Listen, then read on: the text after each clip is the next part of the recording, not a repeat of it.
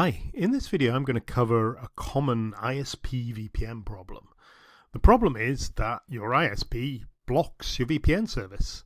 Now, I don't know about you, but I use my VPN all the time. I travel quite a lot, so I won't connect to any Wi-Fi or any internet access I don't know without using a VPN. I suggest you do too. And also I use my VPN for getting around geo-blocks, things like mainly watching US Netflix and watching the BBC when I'm not in the UK. Okay, but I've heard about this. Now, it doesn't happen to me very often, but it does happen to a lot of people that their ISP blocks the VPN. ISPs don't like VPNs. They don't like not being able to see what you're doing online. They don't like being able to see what traffic is online. They don't like not being able to throttle your internet connection if you're doing too much streaming or using a P2P site or something like that. Basically, they like the control. Okay, so I'm going to tell you about a feature. Now, this is in NordVPN, but some of the other VPN servers have got it as well, called Obfuscated servers. Now, it's a bit of a mouthful, but it's actually quite simple. Let me just demonstrate. Okay, let me just start up my version of NordVPN here. And we're going to show you how to set obfuscated servers. This is the sort of GUI for NordVPN. I'm using this on a desktop at the moment. So normally you connect to whichever VPN server you want. You can scroll out. You can see NordVPN has servers all over the world, but these are just standard VPN servers. Okay. So if I wanted to connect to Kazakhstan, not that I have very often, or US, I would just click on the map and click onto the server there. Okay, but these could be blocked if you happen to be unlucky enough that your ISP is blocking your VPN service. They're kind of useless to you, really. So what you need to do is to try using something called an obfuscated server. Now, it sounds complicated, but what it basically does is hides the fact that it's a VPN service. So the giveaway with VPNs are it encrypts all the traffic, but it's easy to spot. You can get firewalls nowadays. So this is the hardware that your internet connection will fire through whenever you visit any website, really. There'll always be a firewall involved. And they can just block access based on how your connection data looks like. They can't read it. It's still secure, but they use it to identify the VPN. So it's kind of like wearing a disguise, but everybody knows you're wearing a disguise. Kinda. Okay, so NordVPN here, we need the obfuscated servers. We need to go to specialty servers. If you click over here, you'll see we've got a dedicated VPN, a double VPN, onion over VPN, and P2P. Now, I'll go over these in different videos, but as you can see, or not see if you like, the obfuscated servers aren't there. So how do we enable them? Let's just go quickly. You'll need to go in the general settings. As I say, this is for NordVPN, so look in similar places if you've got one of the other VPN services. There's only a few that have, it's quite an advanced feature, obfuscated servers, so there's only 3 or 4 to my knowledge that do it properly. Okay, so first of all, with NordVPN anyway, you need to go to the auto connect setting.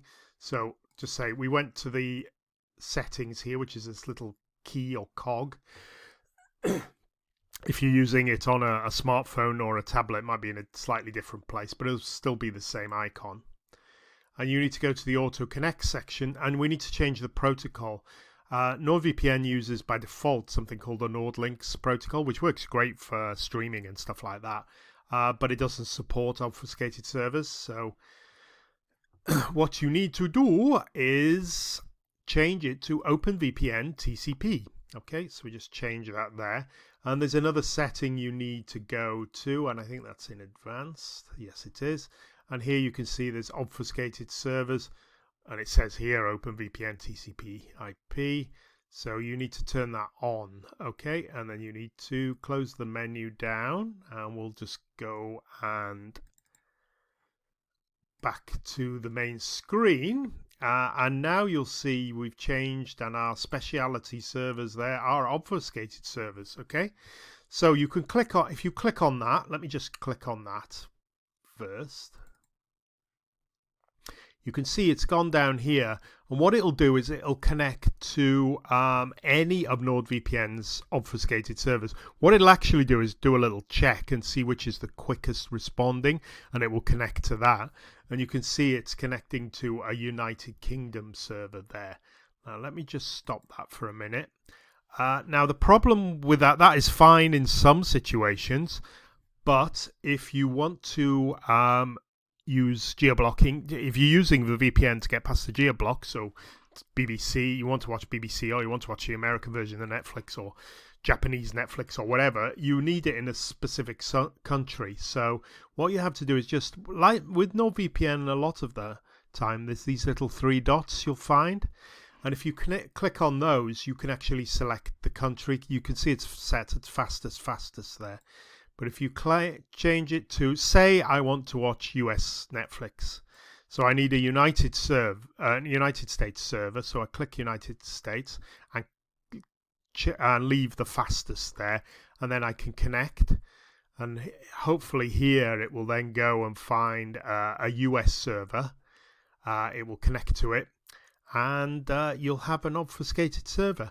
Now you have to remember with this that obfuscated servers are a little bit slower than standard VPN services. So your standard VPN server will run slightly quicker than an obfuscated server. But hopefully you can see that here we've connected now to a United States server, 9466.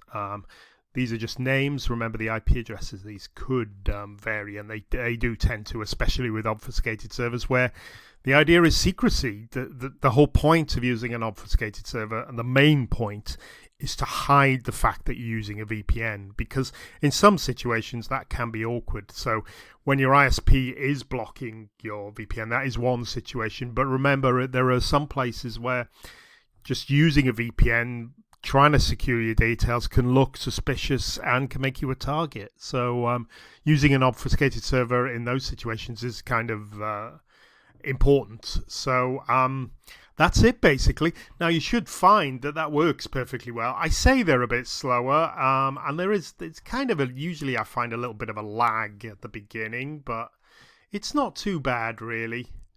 Let me just show you a site. We can see we can go to something like YouTube. Remember, now I'm connected to a US obfuscated server, so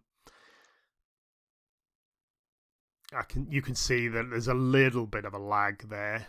It tends to change a little bit sometimes. So it's just what have I got here?